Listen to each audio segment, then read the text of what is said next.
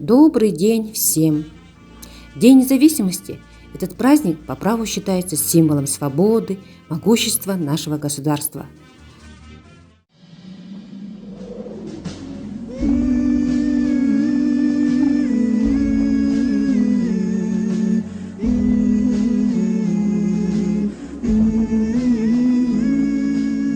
Қазақ халқының сан ғасырлар бойы жалғасып келе жатқан арманы болған тәуелсіздікке 1991 жылы 16 желтоқсан күні қолы жетті. Бірақ бұл сырттай қарағанда оп-оңай келген жеңіс сияқты көрінгенімен, мұның артында қазақ батырлары мен зиялыларының көзсіз ерліктерінің жатқан ақиқат.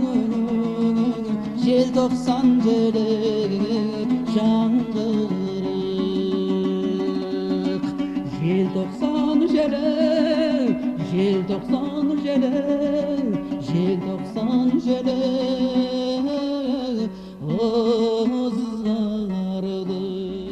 За годы независимости мы добились мирового признания и большого прогресса.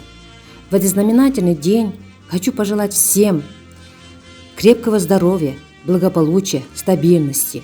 Пусть год за годом наше государство становится сильнее и богаче. Желаю каждому чувствовать себя самым счастливым на родной земле. Гордитесь своей страной, вкладывайте в нее душу и силы и живите в мире. Процветания всему Казахстану! С Днем независимости! Жалғыз ғана жарық жұлдызымыз, темір қазығымыз бар.